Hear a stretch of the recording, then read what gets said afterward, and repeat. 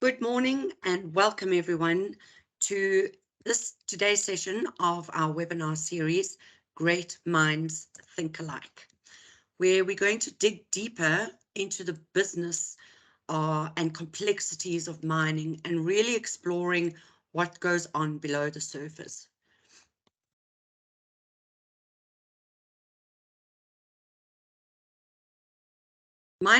The reason we've created the series is because the mining landscape has changed dramatically over the last few years. There are multiple challenges and trends, such as more complexity, massive efficiency and productivity losses, environmental challenges, and safety challenges. But there are also opportunities to reevaluate our methodologies, employing digitalization, automation, and using new technologies to enable better visibility.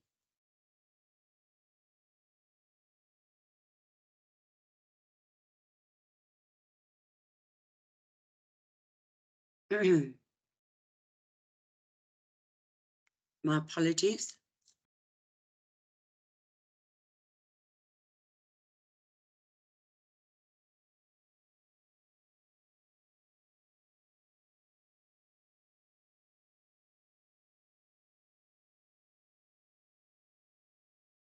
Initially, we will gather a big picture overview of current challenges and trends, and thereafter dive deeper into each aspect of the complexities faced by mining companies, along with the approaches and tools to overcome those challenges. With the mining industry incurring billions of productivity and efficiency-driven losses annually, it is imperative to consistently reevaluate the methodologies used. The mining industry has taken the same approach to mine planning for more than 30 years, and we need to employ new methodologies if we expect to get different results.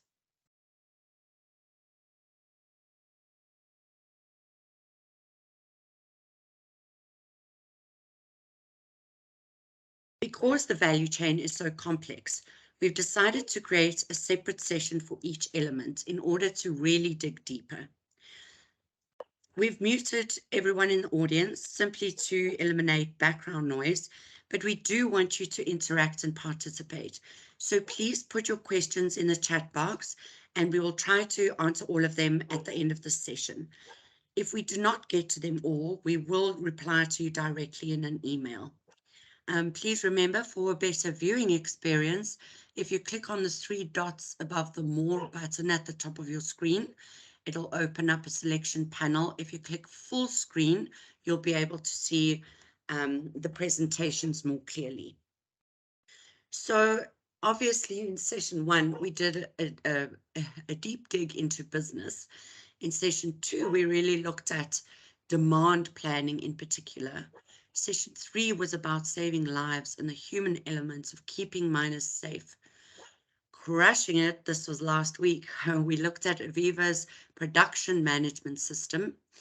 And in today's session, we're going to be looking in depth at unified supply chain. I'm going to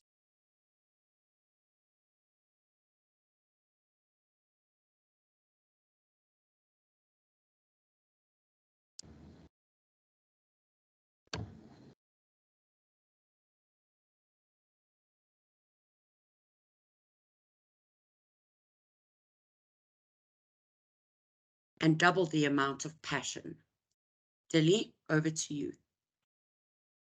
Thanks, Caroline. We seem to have lost you a little bit there, but today we're going to be focusing on what this theme is all about, which is value chain optimization and visualization. As you know, Rifle Shot is celebrating 21 years of enhancing clients' business and operational performance. We've been very focused in this whole area of value chain optimization and visualization. So I want to talk about a key partnership that we have between Rifle Shot and AVEVA, which is a leading provider of solutions in the industrial area. In fact, last year, from all OEMs across the world, AVEVA was selected by the partner community as the #1 leading OEM. So we're very proud of this association with AVEVA. So what is it that Rifle Shot does with AVEVA? We have been selected as one of the few professional services partner managing the sub-Saharan Africa geography, focusing primarily in a few areas: production management, which is commonly known as UMPLA, the Unified Planning and Scheduling area, commonly known as Spiral, the predictive maintenance area with an offering called Prism, and the enterprise asset performance area, just commonly known as Avantis. So I wanted to touch a little bit and give you a snapshot of who we are as Rifle Shot and what our purpose is. Our purpose is largely over the 21 years is to consistently improve our clients' operational and business performance with a social conscious. I know it's fashionable these days to talk about ESG, but as Rifle Shot, the social consciousness has been part of our DNA. And the way we do this is through what we call Innovation Cube, which is a thought leadership looking at the third dimension. And that's the way we apply everything that we do in Rifle Shot. Of course, the investments, upskilling, reskilling of human capital is an ongoing process. And the whole area of business transformation based on changing clients' behaviors, supply chain challenges. And we're doing that business transformation through leading technologies like AVEVA with the digitalization. So to look at the company, it was established over 21 years ago, self-funded private company. We have a partnership ethos with both our strategic clients and our strategic alliances. We have Africa and international business and information experience. Our core management team has over 180 years aggregation of business and industrial sector experience. You'll also see that we use the term resultant, which we have trademarked over several years as opposed to consultant. So it's outcomes based on measurable milestones, focusing on both the business and operational improvement areas. And in the South African context, we part of the Medallion Associations Group, which is a BE level 1 company, majority Black women owned. A little bit about our core values. Again, you will see with Innovation Cube, looking at the way we approach projects through thinking, of course, the integrity of how we operate and our people, the passion to not just meet, but to excel, the way we feel about what we do and the way we treat each other, that's including our people as employees, our colleagues, our partners, and our clients. And last but not least, we do this with breakthrough results, both on the projects that we deliver as well as our financial performance.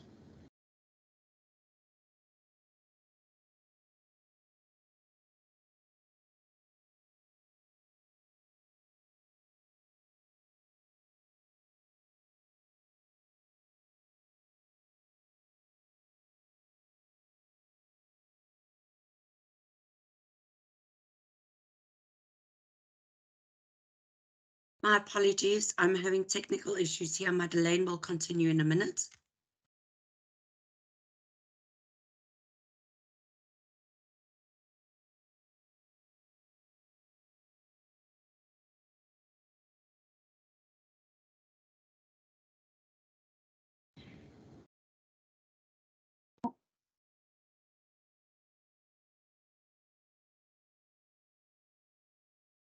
So some of the key industry sector focus is the metals and mining industry, the energy utilities, chemicals and process, and on the manufacturing side, both the process manufacturing as well as discrete manufacturing.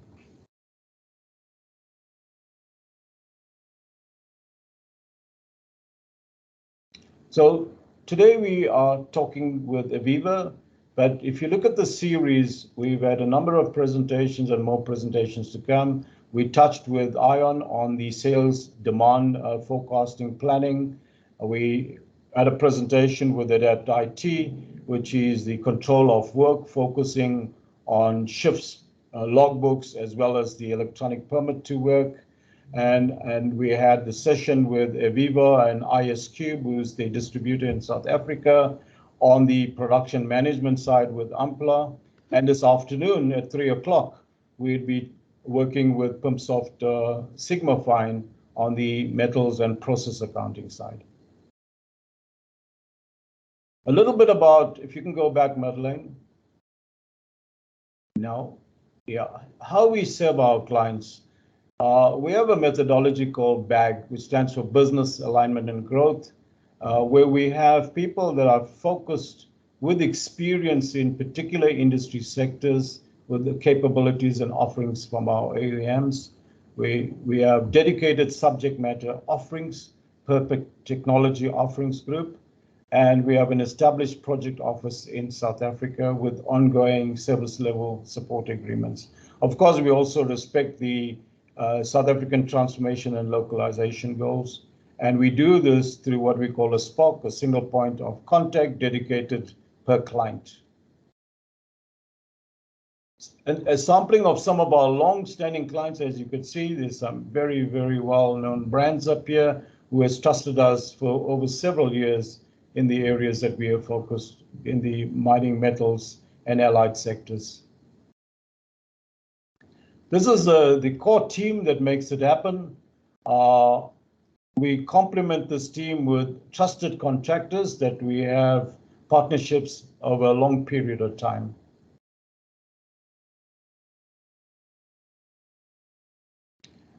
In most of the projects that we do, we try to do this on time, every time. So with that, I'm going to hand over to Caroline to introduce Roberto.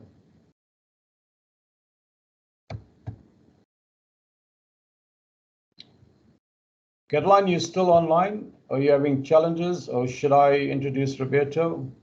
Well, let me go ahead and do that. So Roberto is joining us from Cambridge in London. By background, Roberto is a systems engineer, also has an MBA in finance with over 35 years of experience in the petrochemical and allied sectors, focusing largely in business development. And Roberto brings a wealth of experience from interactions with several clients around the globe. So with that, I hand over to Roberto.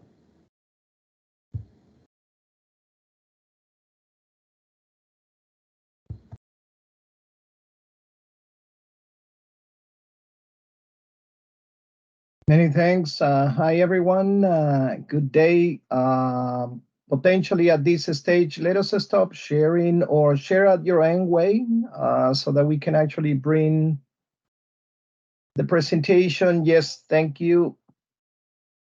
So what I wanted to do today is before we actually go deep dive into the topic of today's session, let me actually see. I would like to introduce and share with all of you some key messages around AVEVA in context of the topic of today. So please let us move to the next slide. So this is the team. I mean, it's going to be myself just providing this context, and then Wayne Harnett, who is going to be going and developing the topic deep dive of today's concern. So regarding AVEVA, a few key messages that I wanted to share is, first of all, is a global leading industrial company in digital transformation, present in these various industry space, as indicated in there, where M is one of them. AVEVA is present in the London Stock Exchange, part of the FTSE 100 index. I will say the majority shareholder is Schneider Electric. Recently, in 2019, the recent acquisition of OSI Soft as part of the system platform complementing the industrial portfolio brings the performance intelligence into the portfolio. And one last message that I want to highlight it in here is that the total revenue, I mean, 60% of that comes into R&D.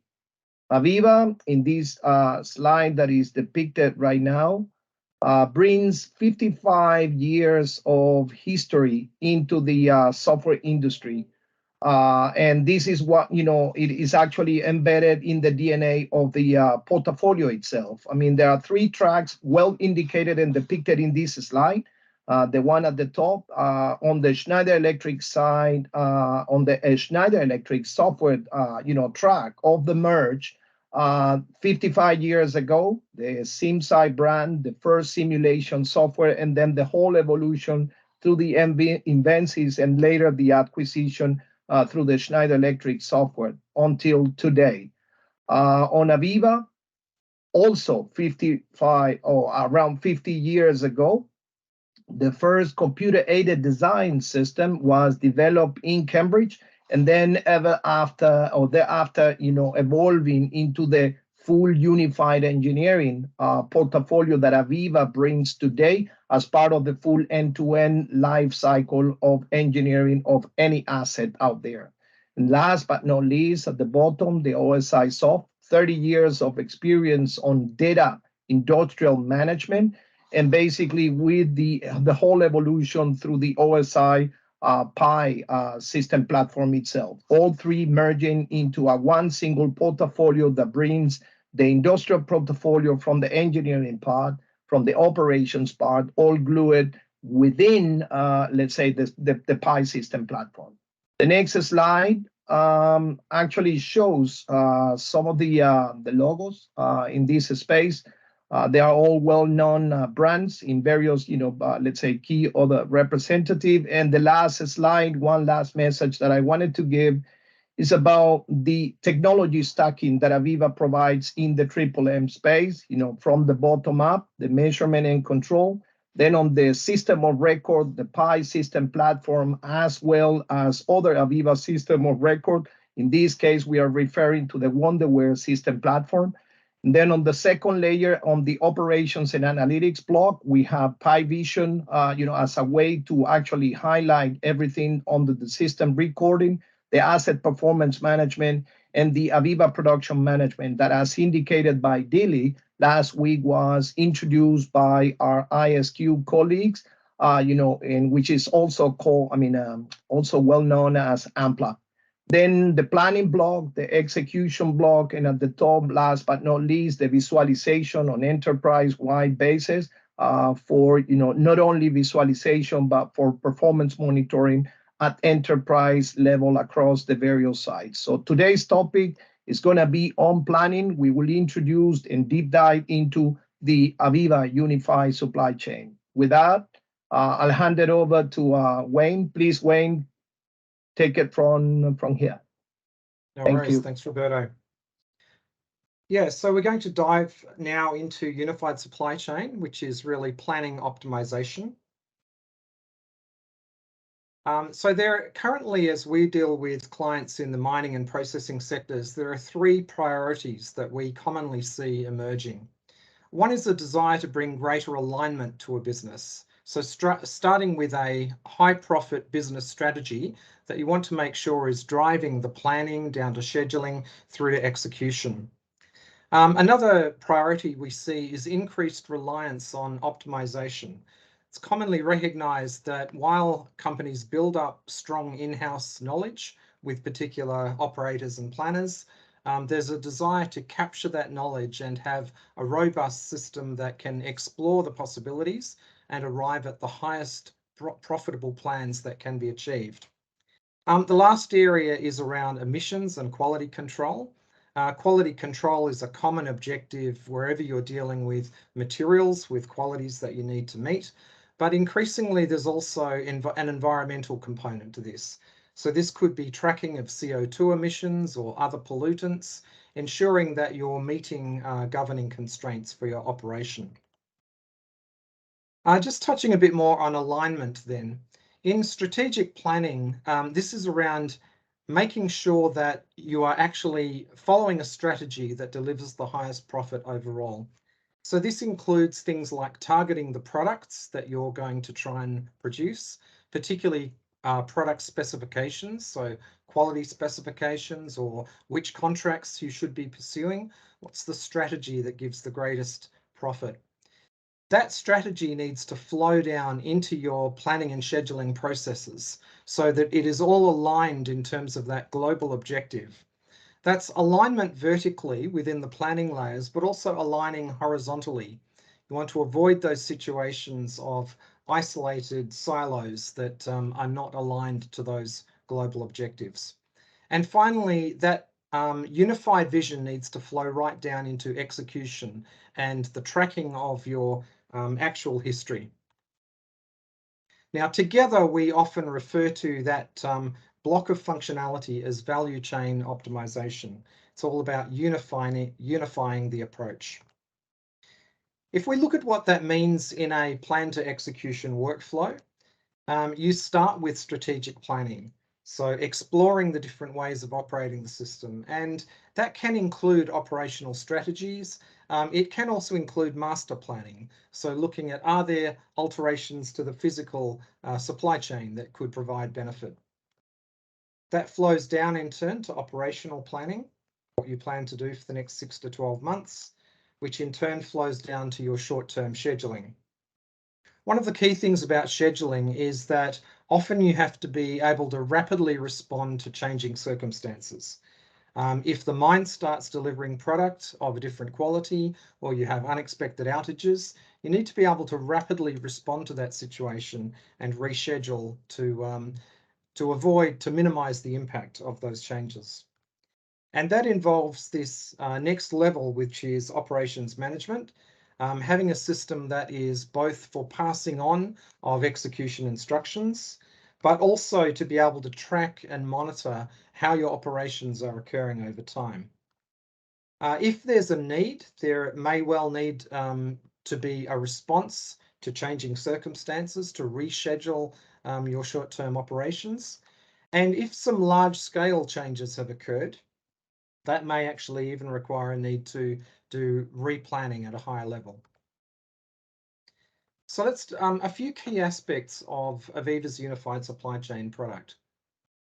It's an easy to use tool that is designed around a model, a computer model that is set up in the background.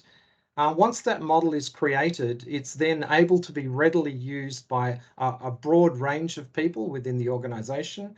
This can include your planning and scheduling team, but can also go through to management, supply chain management, particularly for higher level planning like strategic planning. It's an optimization planning system. So behind the scenes, there is an optimization library that is all about achieving the highest quality plans that can be achieved. It's set up to facilitate sharing of the process and data between multiple users. And along with that, it has a high degree of connectivity with other systems for ready data transfer. So unified supply chain has a background from the oil and gas industry, which means that it's very strong on its representation of processing activities. In recent years, we looked at adapting this to mining and continuous processing. And so that's been a focus application for this software. Particularly where you have those kinds of processes that involve tracking and transforming of material qualities. It's very suitable, for example, for metallurgical processes or concentration of metals. When it comes to power, it can include the impact of power availability, including power generation. And through it all, it's tracking financial factors, financial drivers, costs, with a view, and all of that is about being able to maximize overall profit. The kind of process that is typically followed here is starting off with the model. So that gets constructed during the early phases of a project. That model is what gets used behind the scenes when optimization is occurring. Typically, the planner, when a planner opens this system to produce a plan, he would start by initializing the schedule, so importing the current inventory levels, importing the desired product demands and raw material availabilities. He then performs an optimization step that comes up with an initial optimized plan. And from there, it's a cyclic process of reviewing the plan, checking that it's meeting particular objectives, possibly changing some of the constraints or changing various settings, and re-optimizing until the planner is satisfied with the outcome. We have high connectivity to various client systems. Typically, we try and encourage integration to use other client data so that you're minimizing the need to manually enter data. This can be a broad range of systems, such as inventory tracking systems would typically receive mine planning information that would determine the availability and quality of ore from the mines. You would typically want to import maintenance plans so that you capture that impact of equipment outages and financial factors that could come from an ERP system. I want to now talk a bit about unified supply chain, particularly by contrasting it with some of the higher level planning products that you might encounter at the ERP level. So typically in ERP level planning systems, you have a basic approximation of the supply chain. You will have feedstocks that will come into a system. You'll have some sort of approximate representation of what those feedstocks can produce as final products over time. And it's often driven mostly about meeting the product demands. There will be financial factors in there as well to capture the costs of that process. With unified supply chain, there is a whole additional level of detail that is tracked through here. The models that are involved will frequently consist of multiple processing steps. And at each processing step, you've got a material stream with multiple chemical physical properties, and those properties are being transformed from one step to another. That can include a complex beneficiation process, or just blending, or chemical reduction steps, whatever those steps are. The business benefits that come from this kind of detailed representation of processing are as follows. Firstly, at the strategic planning level, there are certain elements of strategic planning that you simply can't perform unless you have that level of detail, especially around the material properties. One of the dynamics that you would be familiar with is that you can chase higher quality products and set narrower and higher targets for the product properties, but you typically do so at the expense of being able to produce less of that product. So there's a trade-off there that with unified supply chain you can explore, because you can either set up yourself a series of different scenarios with different product qualities, or you can allow the optimizer itself to explore different material property strategies and come up with the strategy that has the highest net profit as a result. As well as material properties that can go through to details of your business strategy, of certain rules that you follow, and ensuring that all of those rules are giving you the best outcome in terms of profit. At operational planning, again, this level of detail is necessary, particularly if you're going to track various services like consumables, water, production of wastewater, requirements for power. So it may well be that certain processes are particularly power demanding, and that may constrain what you can do at certain times. And particularly being able to track the costs that are associated with all of these different operations, from supply of raw material through to electrical costs and so on. And of course, the level of detail needed even increases again as you go down to very short-term scheduling. The second aspect of this, again, just to compare with ERP systems, is mathematical optimization. ERP planning systems can incorporate a form of optimization that is exploring the problem space to try and come up with the operations that give the highest net profit. But that optimization is necessarily limited by the simple approximations that are made of the supply chain. In short, if you have to approximate your supply chain, then adding optimization on top of that will only enable you to explore at the level of detail that the supply chain is modeled. Now, with unified supply chain, because you've got those processing steps in detail, and you've got the material properties, you've got upper and lower bounds to properties, so you've got all of the constraints in detail, it means that when you optimize the system, you are optimizing for a financial outcome, but with all of the rigor of the processing constraints and the properties being calculated at every step along the way. So it means that your financially optimized result is going to comply with things like upper and lower bounds on your product qualities, or it may be complying with particular emissions targets that could affect what you do. So it includes a much higher fidelity model of your system in that optimization. A little bit about, typically with planning systems, they'll frequently fall into these kind of categories. You have a lot of homegrown solutions, often in Excel, that you could describe as manual assisted planning. These kind of homegrown systems can be definitely very useful. It can streamline the process of producing plans. Now, a difficulty of manual assisted planning, though, is that it does very much rely on human judgment. Businesses do, fortunately, result in highly trained individuals who really understand the dynamics of that operation. But the challenge of that is it means trying to, firstly, it means you have to rely very much on those particular individuals, and passing on of knowledge can be a challenge and is often a high risk aspect of the operation.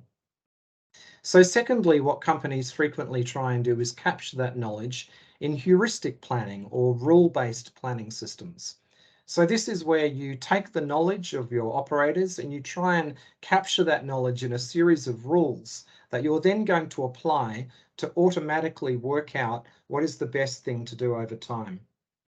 It is certainly possible to capture a lot of human knowledge in this manner, but it does mean that with a series of rules around an operation, if at some point your operation changes, if you change a processing line or make some changes to the equipment or even just your operational strategy, it's very effort intensive to maintain a system like this, and particularly effort intensive to keep it aligned to your operation if you actually change your system.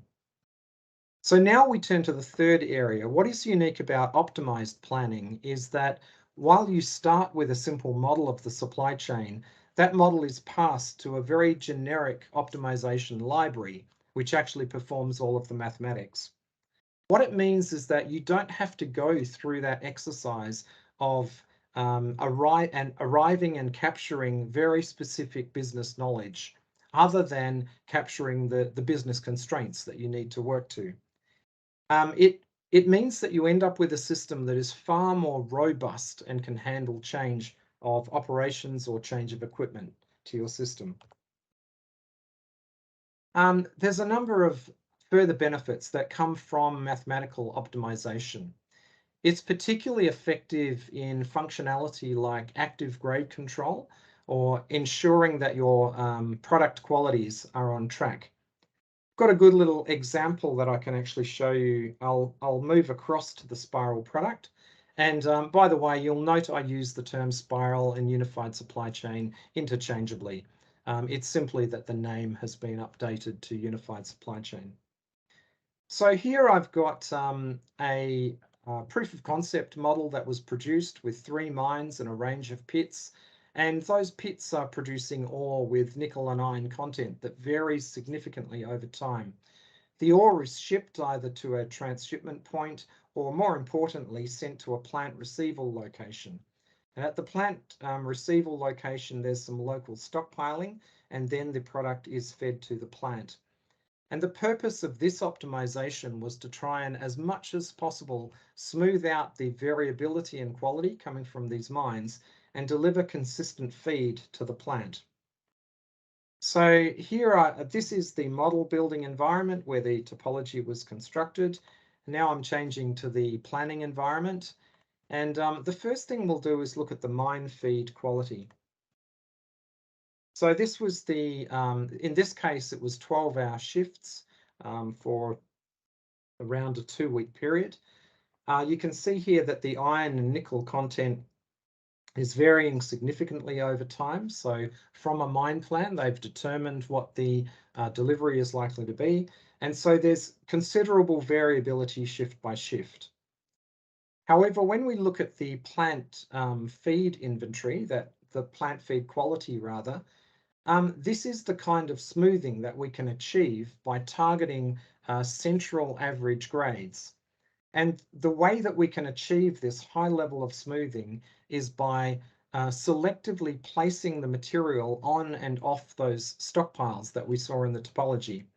Basically, what you're always doing is putting aside some material of certain quality with the intent that that material is then going to be blended with material of a sort of opposite quality. So for example, you're putting aside some high nickel content to blend with low nickel material, or vice versa. So this gives an idea of the kind of smoothing that can be achieved through linear optimization. The other side to linear optimization, though, is it lets you respond very quickly to changing circumstances. In this case, we've got just an example mocked up of what happens if for the first several shifts, the mine is now suddenly detected to be providing different material quality. So in that graph there, we saw that suddenly the iron content and the nickel content has been changed for several shifts coming in. And when that is re-optimized, we get the following result on the plant feed. So you can see it's similar to before. We're not doing quite as good a job at controlling the plant feed in the early period, but it does settle down to that target quite quickly. So this is one of the benefits, is that in addition to a high quality solution, it's very important to note that you can achieve that very quickly. So responding to an outage, responding to mine quality deviation is greatly simplified. Another aspect of optimization is the value in continuous processing. One of the things about various forms of continuous processing is there's often a trade-off between the amount of beneficiation that you do and the amount of remaining material that you'll achieve, or possibly the cost of that process. Typically, to process more intensely will require more reagents, stronger reagents. And in this simple example here, I'm looking at what happens to coal quality with the intensity of washing. The stronger the washing operation, the higher quality coal will result as you remove more and more of the ash, but you'll actually have less of the coal as well. And progressively more of the high value coal will end up getting lost due to washing. So optimization, once you capture the relationships, optimization will explore those kind of trade-offs as part of your processing operations. So the business benefits of this optimization. Firstly, for strategic planning, it's all about being able to, again, arrive at the highest profit scenario for your business. With optimization, particularly optimization that's grounded in a detailed model of the supply chain, you can explore scenarios that are otherwise very difficult to explore. Scenarios around the products to target, and also scenarios around the processes that you want to follow. Once that strategy is determined, when we're down at operational planning, again, the optimization is there to enable you to target the highest profitable scenarios. One of the key things there is being able to maximize profit, maximize throughput, while still complying with the important quality specifications of your products, or particularly complying with emissions controls and those sort of factors. As we shift down to short-term daily planning or scheduling, this is where particularly the speed of linear optimization comes into play. when you're faced with an unexpected event, if you can automatically, very rapidly explore a broad range of alternative responses to that unexpected event, that gives you a far better way of being able to come back quickly with a change of schedule or a change of plan when you have those kind of unexpected situations. And this is often a key factor that affects profitability overall.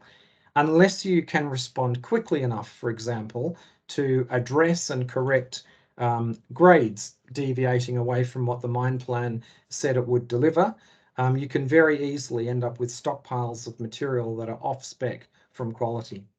So this helps you avoid that situation.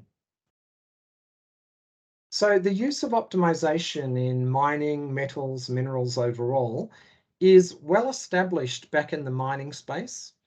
For decades now, optimization has played a key role in pit sequencing, determining the sequencing of pits that gives you the greatest return on investment. But there is a significant opportunity for growth downstream in processing, logistics, basically all of your downstream operations after mining. And there's a lot of opportunity to apply optimization in this space. Now, the kind of optimization library, there are commercial packages that are available, but the key factor about Spiral or unified supply chain is that this optimization comes in a very easy to use form. Trained planners can not only use an existing model, but can adapt a model or change a model to keep it synchronized with your supply chain and your operations. So you get the benefits of optimization with a usable product that lets you apply that. The last area that I want to talk about now is emissions and quality control. Again, because of the approximation involved in ERP planning systems, there may be a representation of product qualities involved, but it's not typically based on anything like tracking material streams throughout a system with the impact of processing steps. What that means is that such a planning level system you cannot use to track in detail compliance with emissions. You can't produce plans that you know are going to actually comply with emissions targets or even product quality constraints. To get that sort of assurance, you need a system that tracks those properties in detail and can calculate how those properties are changed with each processing step along the way. And of course, as soon as you get a product that has that level of detail of chemical and physical properties that you can configure, then those properties can be readily extended to include carbon tracking, sulfur tracking, other kinds of emissions that you need to comply with. Here I want to jump across to a power generation example that ties together a number of these kind of factors. This is a power generation example of a coal-fired power station fed by a number of mines with different coal qualities and modeling 6 parallel power generation circuits. But the key objectives of this simple model is optimization that is minimizing the purchase costs, so exploring the possible mine sources to draw from, while meeting the coal quality constraints that are required for the power generation, making sure that you generate sufficient power to meet monthly demand, and all the while tracking and controlling the emissions that comes from the process. Just going to close and reopen this model in Spiral.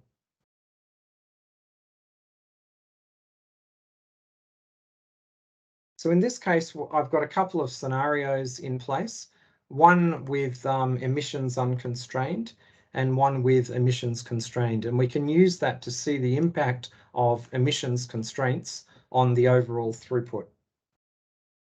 Just give that a second to open in the background.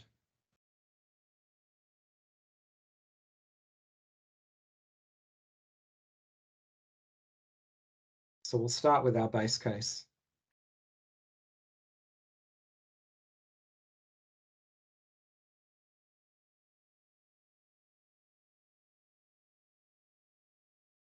So again, first, we'll just have a quick look at the model in our model building environment.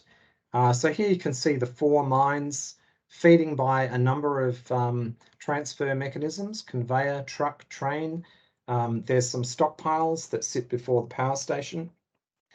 We've got the routing of those to the 6 power generation units. Those power generation units will generate power as the coal has properties of energy density, so BTUs that we're tracking, British thermal units, and then we have efficiencies to determine how much of that energy gets converted to electricity in the power generation units. We then have the power being generated overall, which will be driven by monthly power targets. But along the way, we're tracking ash and sulfur that results from these operations. So just back to our planning environment, let's look at the time periods involved. So on the left, you can see that we're dealing with a 12-month plan in 1-month increments from January to December.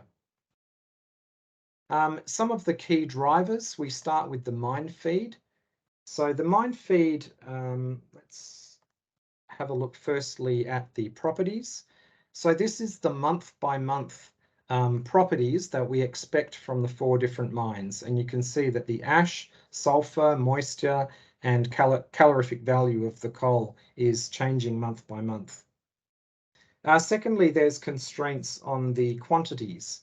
So in each of these cases, the kilotons that can be drawn from the mine lies within a minimum and maximum value that is what has been set up in the contracts with those particular mines.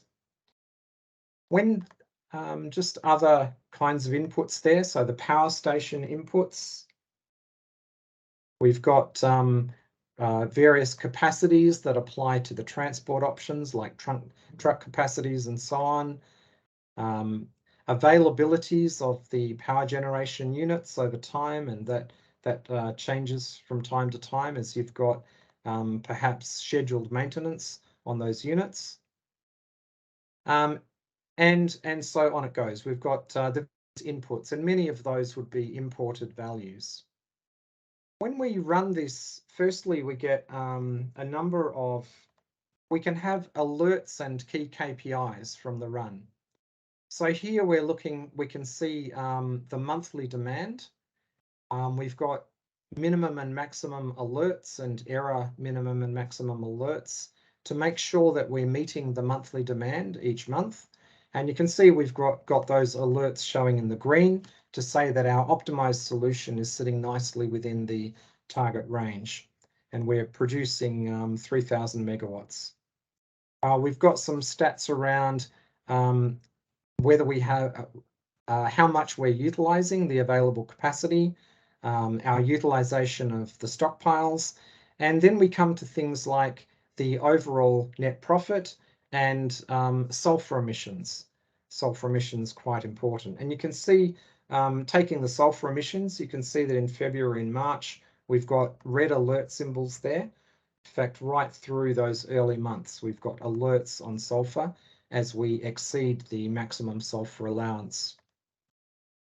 So if we jump down to our emissions, we can see, let's just filter this.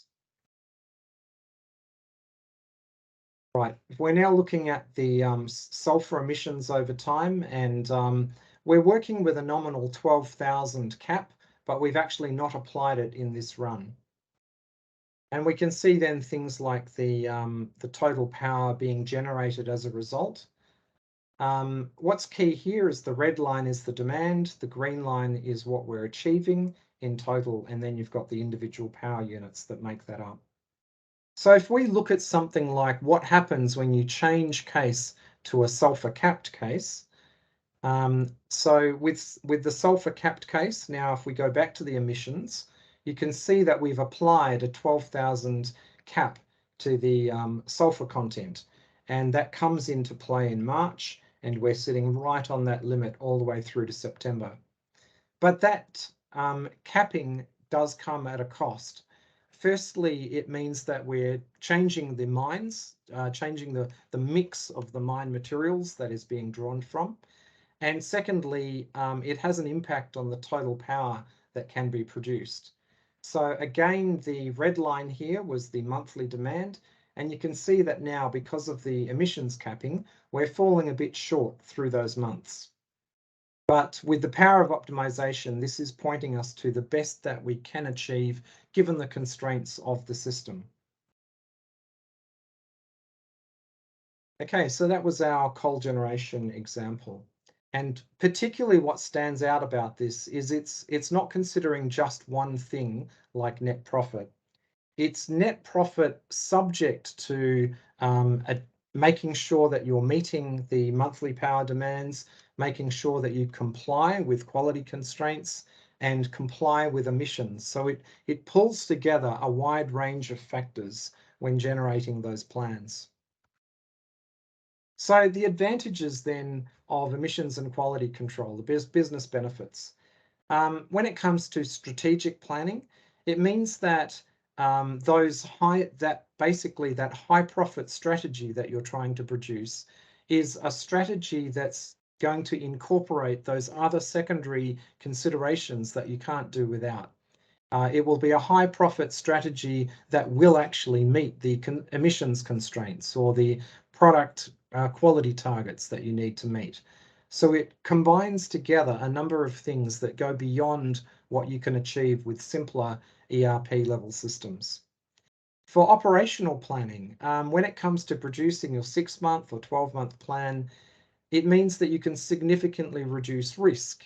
Risk of possible legal penalties if you were to be exceeding certain environmental constraints, but also minimizing things like cost penalties that might be associated with violating your product grade specifications.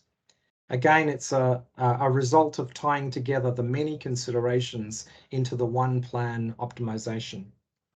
And the same thing is true then of short-term daily planning.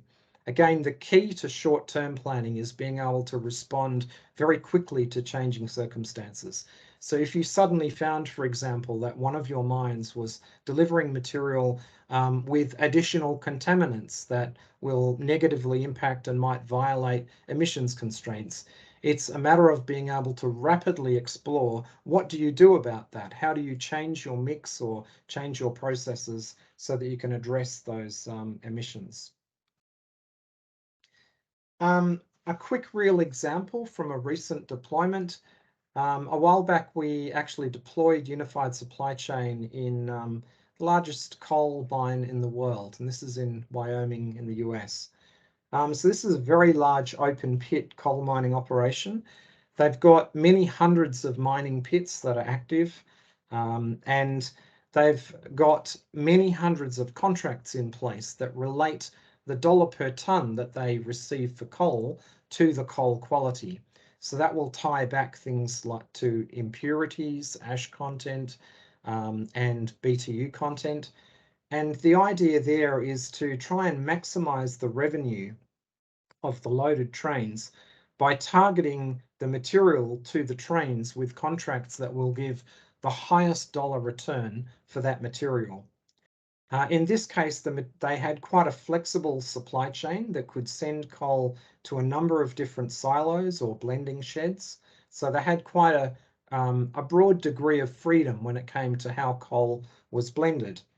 But the key question was, given the particular contracts that were in place, how should they blend so that the loaded trains had maximum revenue overall? So unified supply chain was built for this purpose. In this case, it happened to be a very short-term tactical planning solution.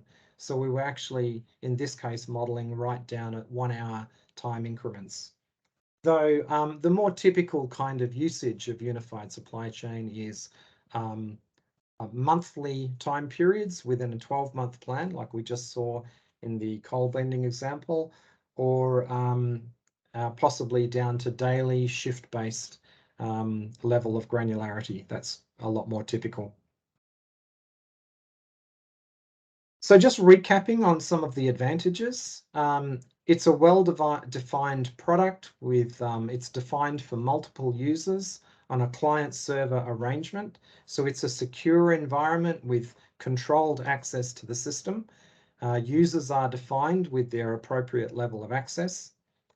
The client-server architecture enables multiple users to share their work readily.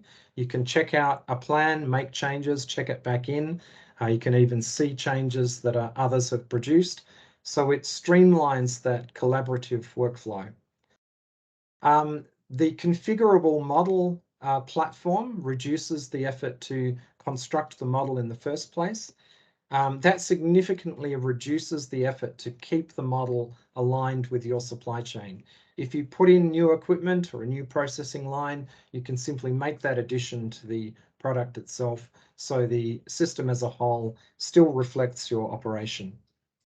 The use of optimization delivers very high quality solutions, and it's solutions that are around maximizing net profit, maximizing throughput subject to a range of costs, but it incorporates all of those secondary factors that impact on operations as well.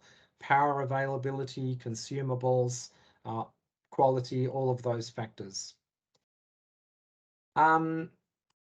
Probably the final point just to emphasize is the degree of alignment that this brings. This is a single tool that can be applied all the way from high-level strategic planning through to mid-level planning, right down to very short tactical timeframes. So it's very flexible in its application. Okay, well, that was a very rapid run through of unified supply chain, and I think we've got some time now to respond to questions, if there are some that have come up.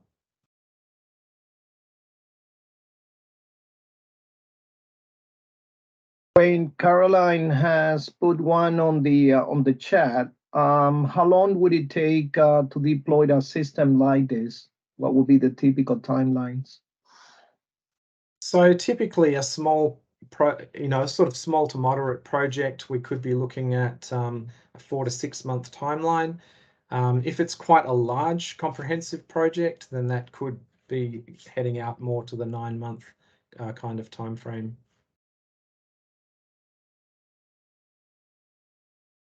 Noted. Shaded. Any other questions on the planning system?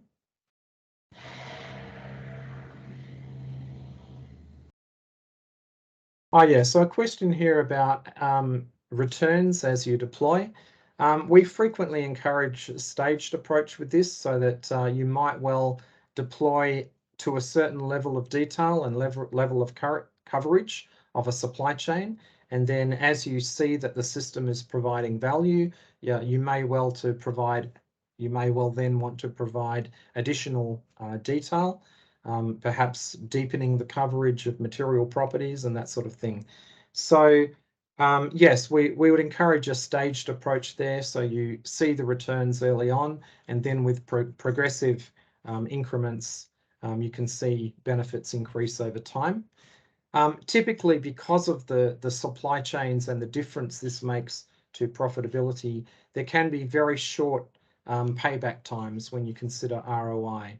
You don't need to make too much of a difference to percentage profit overall to pay for a system like this very quickly. Just any other questions that crop up?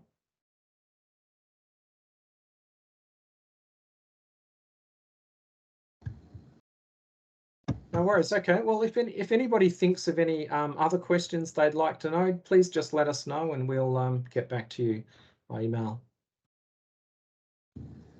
So Wayne, it's Tilly. Thank you very much, Wayne. I think Caroline's got some load shedding, as we call it in South Africa, challenges, energy challenges. So as most of you might have gathered from Wayne's English accent, Wayne's joined us all the way from Aussie, many years of experience in the strategic planning simulation perspective that he's shared with you. So Wade and Roberto, thank you very much for joining us from both London as well as Australia. And we look forward to some opportunities in the near future.